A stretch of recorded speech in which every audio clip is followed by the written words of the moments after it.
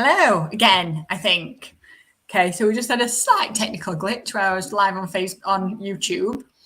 So if you go check out YouTube, you might see me there like talking for a minute and realizing it's all broken. I'm just checking I'm good on here. Jade says yes. So hello again for the second time. Happy Monday. How the heck has that come round so fast? If you're on live, come and say hi. I've got a hair. If you're on replay, tag hashtag replay. I've still got a hair. Ooh. Okay. Tag hashtag replay and let me know where you are. Hey, someone. Hang on. Let me go find my sheet. Moo, how are you? I haven't seen you forever. How are you? Oh, it's changed all this too. Tell StreamYard your name if you want to, and then I can come and chat to you more. So I feel like I haven't been here for ages. We were at the spa last week, which was just, well, it's my favorite place in the world ever. We had the best time. It was brilliant. And was I not here the week before for some reason too? What was the week before? Oh no, I was here. It was the England match, wasn't it? Did you watch the England match last night? Lots going on here. Is that still you, Moo? Yes. Hi, Ruth. Hope you're okay. Lovely to see you. No, I think StreamYard must have like removed everyone's name again for some reason. So if you get a Mo, go tell them who you are, please. So today I am talking about healthy work-life balance, and this is something that I am passionate about because, for a start, it doesn't exist. Not properly anyway. And this idea that we're trying to find a balance, the very word balance implies that we're trying to find an exact split between work and home. And especially if you run your own business, I don't at all believe that that's possible, that it exists at all. And something I talk about a lot is the work-life merge.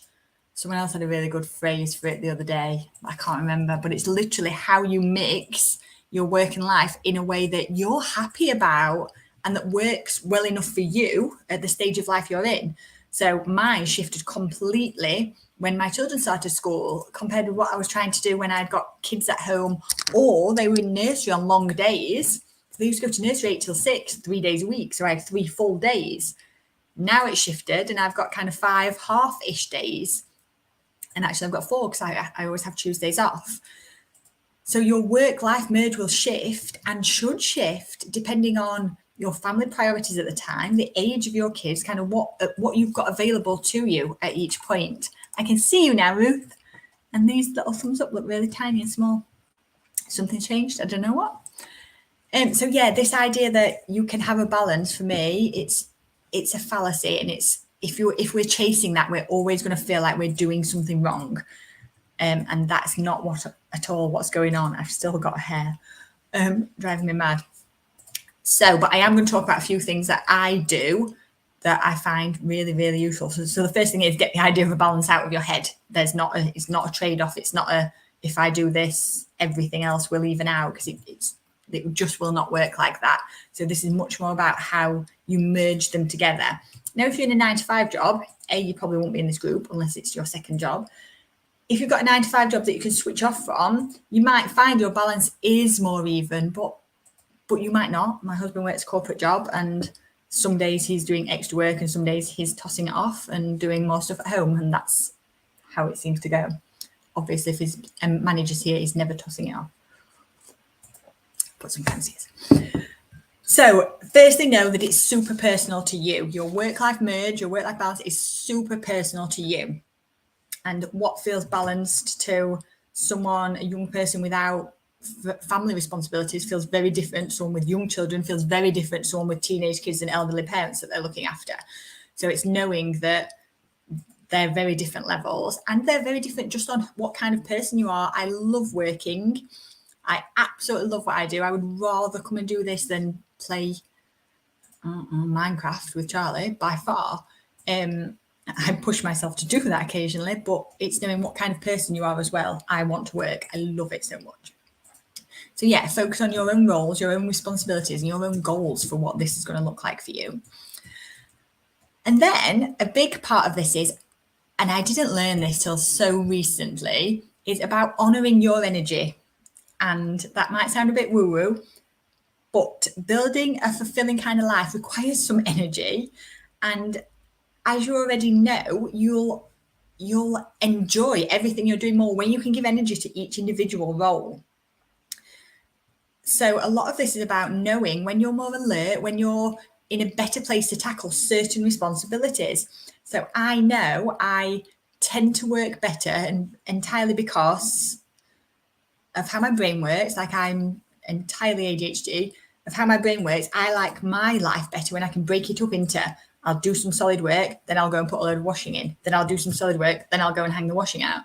And I sort of feel like I work better like going through patterns like that. If I have a whole day of housework or a whole day of work, all of that makes me end up procrastinating, wasting my time, faffing about doing things that aren't important.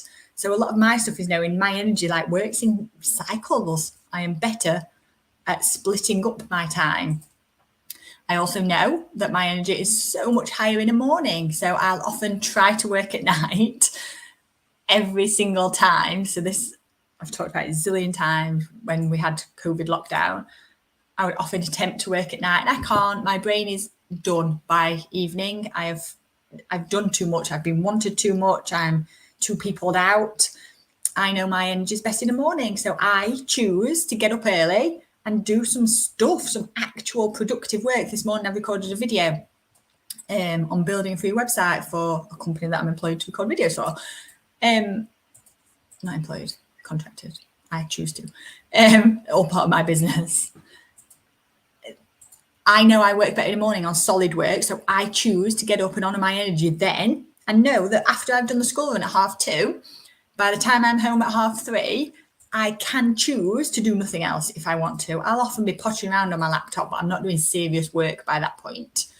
And it's knowing that's how my energy flows, and I'm good with that. As women, know your flipping menstrual cycle energy. Like, the week before I'm due on, I am useless in most ways. I can't do anything that requires proper concentration. I can't do anything that requires proper talking. Recording videos last week, absolutely impossible. Almost the moment I'm on, my brain switches back on a little bit. This idea that it is okay to know when you perform at your best. Avoid putting in speaking gigs if you know the week before, like me, your words don't work. Avoid putting in high energy tasks when all you want to do is snuggle on City and watch The Crown. It's all right to do that. And this is a huge part of having a happier work-life merge, is understanding how you work best. So this is all like something that you can choose to do, but lots of us don't. Lots of us do the same things every week and have these high expectations of ourselves without checking whether they're realistic or enjoyable. Like, I want to enjoy my work. One of the big things I talk about so much is how much I love the stuff that I do. Lots of that's because I work with when I can work. I work with my energy. No, you will not get to see me in the afternoon because that's just not when I'm available, like mentally. So as part of that energy stuff, also identify the habits, the activities, and the people that drain your energy. There are certain people that I know I can come off a call from and be buzzing and excited. When Jade's working here, in Harude, when Jade's here, I have loads more energy because she literally fills me up. There are some people that I will get, she's called me a liar. It's true. There are some people that I get off a call with and I am exhausted mentally. And that's not all therapy clients, let's be clear. Some therapy clients obviously drain me. But there are some people out there that drain me, and I come off a call and I'm like, oh, and that's really unhelpful. So it's knowing what are your habits that drain you. Picking up my phone every 2 minutes to go on social media, I know depletes my energy entirely. So I will throw my phone over in the chair when I'm trying to do some proper work, because just the fact it's right there is just a thing. It drains my energy. So know that about yourself and accept that it's totally fine to put these blockers in place to make it harder for stuff to drain your energy, and then put enablers in place that enable you to use it when you are at your best. This whole energy thing is one of the biggest changes in my work-life balance, where I start to understand where I can spend my time the healthiest and the most enjoyable for me. Another bit about the whole work-life balance is end your work day at some point. And for me, it's a very significant thing when I kind of shut my laptop down and shove it behind the settee in the house. Because I will often be faffing around for quite a while after I've finished work. But there's a moment that comes when the laptop gets switched off and I close it down and shove it down beside the settee. If you don't set a distinct end, you kind of still feel like you're in work mode. And that's fine if that's a choice. But often I found myself still in work mode when I didn't want to be, when I'm supposed to be sat watching something with Tom. So end your work day properly. Hey Ruth. Let's say no to additional work. Definitely take back time I've overworked. A few years ago, I wouldn't have done. Brilliant. What made you start changing that? What was it that was the catalyst to start making the change? Well done. Huge. In fact, it leads me perfectly on to my next one. You've literally just said, learn to say no. My next point is create boundaries and sticking to them. Learn to say no. No is like almost my default setting. So lots of us, our default setting is yes, I can do that. And for me, well, actually my default setting is right, I'll have a think about that. Or let me look at my diary. So instead of saying yes immediately, I create that bit of space and time to allow myself to say no. But actually, my default setting now is probably more kind of, I probably can't, but I'll check. And it's probably already a preemptive no. Because if I wanted to do it, I'd probably already be doing it. So that learn to say no, take breaks. Again, depending how your brain works, for me, that ability to be able to hop in the house and put the washing in, or I don't know, just these little jobs that they're micro breaks for me from work. And that's not the same as having a rest break.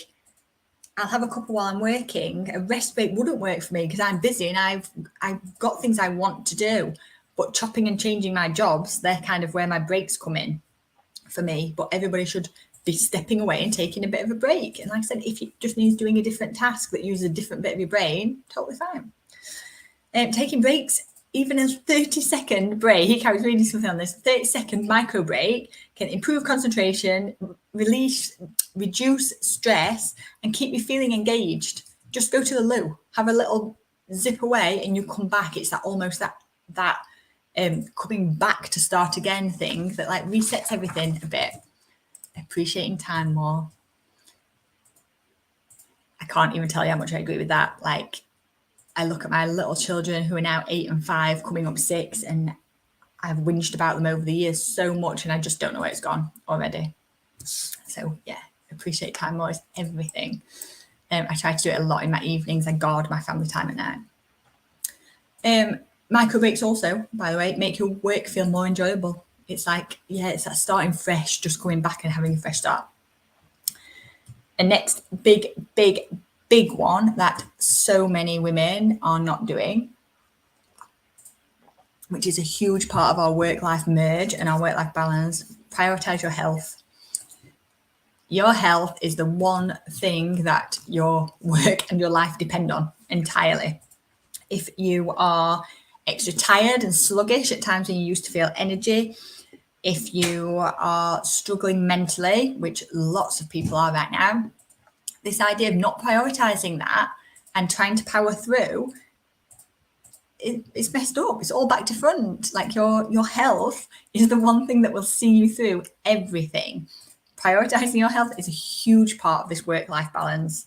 Go for a little walk, go outside and get some sunshine. Even today, I've got a bit of sun today. Take your cuppa outside for a few minutes and just stand and breathe and listen to the birds and reset. That work-life merge, they're the little things that I know carry me through. So yeah, health, go do some exercise, go chuck some vitamins down your neck is my basic non-negotiable. Other ways that I look after my work-life merge, I guess, is self-compassion, recognizing that perfectionism, my leaning towards it, is the one thing that will keep me stuck over and over again. It will make me feel guilty. It destroys my enjoyment of work and life. And that difference between getting something done and doing it well and getting it perfect are the things, is the difference between achieving and being successful or holding yourself back. Sometimes almost all of the time. Just get stuff done, tick it off your list and move on. Nothing has to be perfect. There are things that are more important than others, but nothing has to be perfect. So have a bit of self-compassion in this stuff. Another one with the whole work-life merge is communicate your boundaries so that you get to actually unplug. Now, this is a tricky one, again, depending what your business is, because so many businesses now are 24/7. People can get hold of you at any time. Lots of us want people to be able to get hold of us at any time. I really struggle if someone has sent me a message in an evening out of hours. I really struggle to not reply. So even last night I was watching the England match with my family, all four of us, and I got a message from a client that I love. Like, I love her entirely. And I saw it and thought, I'll reply at half time. But that ticker that sits in your head that makes me want to help, that makes me want to reply, is a really hard battle to have. And I haven't nailed this one yet. But these boundaries about unplugging, it is fine to have them. It would be absolutely fine for me to have an auto response on things that says, I will only reply in these certain hours. The nature of my work, especially mental health therapy, means I'm not altogether loving the idea of doing that, but when I'm on holiday I certainly do. And it's figuring out what your boundaries can look like. Mine will have to get a bit strict in the new year. I want them to. But you can just communicate when you will respond, and that is perfectly fine. It was not you, Ruth, and it is perfectly okay if it was. I genuinely mean it. I love my clients and I want to be able to help at any point. And there are things that are, I do it to people. I've thought of this at this time, so I need to send it. I sent Charlie's class teacher a stupid message at God knows when yesterday on a weekend, not expecting a response, but I needed to send it when I needed to send it. It's fine. They're my boundaries, not yours. And I have given all my clients full permission to be able to message me when they want. It's my issue. So it's up to me to manage that well. And sometimes I do, sometimes I don't. It entirely depends. But I don't want to take that option away from my clients and people that I love and work with. Yeah. Another huge one, which again is something when it's working so well for me. And when it's not, it doesn't. Because I have a tendency to override this, but make some time in your diary, in your schedule, block it out for family stuff, for your own learning and development instead of working, to implement courses you've bought. Block out some time for you and the stuff you want. Block out some rest time, but block out some stuff that's entirely devoted to your family. If the only way that this can happen is switching your phone off, please switch your phone off. It's the one thing that ties us back to the real world. And it is okay to take yourself in your family bubble and just be there. And again, as a business owner, that can be really, really hard. Turning my phone off is one of the hardest things I do. And I always have it as a thing of, what if my mum needs me? What if my sister needs me? They'd ring Tom. And Tom doesn't check his phone all the time because he's normal human and doesn't run his own business. They would ring Tom. It would be fine. But I do get into stress about that kind of stuff. And again, they're my boundaries to manage. But I know when I'm doing it well, it works well and I'm happier. And it's figuring out how you honour this stuff for yourself. My big last one, I think, that I want to talk about is this whole merge balance thing. As women, especially, we are, who knows, conditioned, hardwired, expected to do a lot more stuff than our male counterparts. I don't want that to be true. I have the best husband who does everything. He's just done the food shop this morning. Yet the mental load, whether it's the physical load or not, the mental load, who writes a Christmas card list, who knows what the heck our children are getting for Christmas, who knows that my kid wants a princess hat and has to go and order it and find one from somewhere. I do. And our load is so much bigger. And I'm not going to feel guilty for saying that. I hate that it's true. I hate that it's true. So even when everyone else is doing their best, our load is so much bigger. Do not be afraid for your mental health and your work-life merge balance stuff to ask for help. So I specifically requested that I've made a list of who you need to write Christmas cards for. Tom, write them please now. Because otherwise I would have just done it and got on with it. But I've got other stuff to be doing too. And this idea of asking for help, we seem to feel like it means we're not juggling it all or perfect or whatever.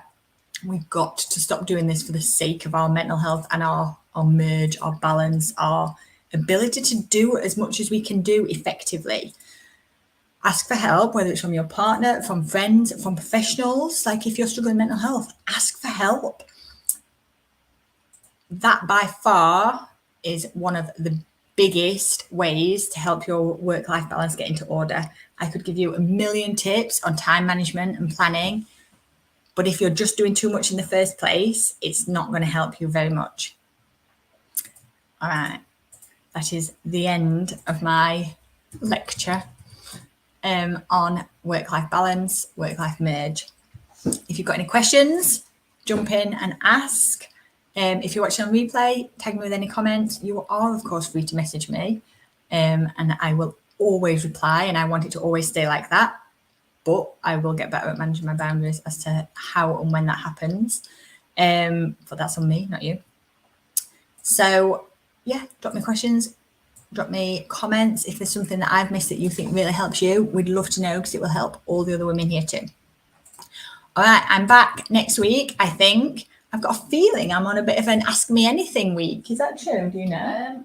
Yes, I think it is. I think I'm on an Ask Me Anything week. It's my last one before Christmas, because the week after I am doing an in-person live networking training event. So if you're local to me, get your hand up, come down. So it is local in Clown, which is exactly where I live. And it's a morning event, and we're doing a bit of networking, some training, a little tiny bit more networking, but it'll just be a fun, enjoyable event, and you'll get to meet a load of other women business owners from your local area. Right, thank you, Ruth. You have a lovely day as well, my darling. And I will see you all next week. So if you've got any questions on the whole Ask Me Anything, it could be something about your social media, it could be something really practical, it could be something mental health related, it could be literally anything. If I can give you an answer, I will. I usually collate all the questions and come up with some answers for them. But if you want to ask me anything on live as well, that's totally fine. All right, have a brilliant, brilliant week, and I will see you all on Monday.